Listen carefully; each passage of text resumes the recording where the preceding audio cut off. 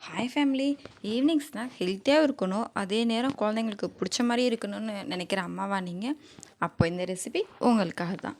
1 cup பச்சரிசி மாவு, 1 spoon உளுந்தம்பருப்பு, இது ரெண்டையும் 3 மணி நேரம் ஊற வச்சுக்கலாம்.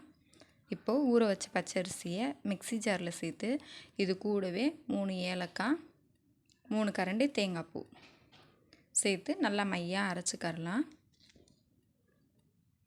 இப்போது 1 கப் பச்சரிசிக்கு 1 கப் வெல்லம் கரெக்டாக இருக்கும்.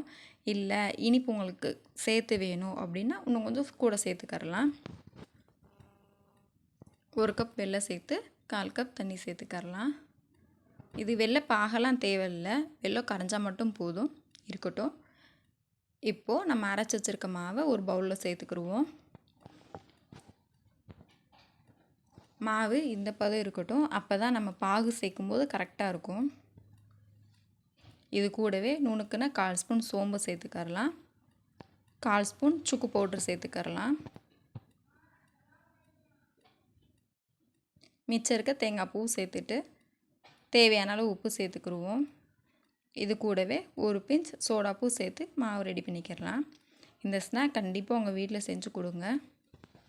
இதில் சேர்த்துருக்க எல்லாமே உடம்புக்கு அவ்வளோ நல்லது.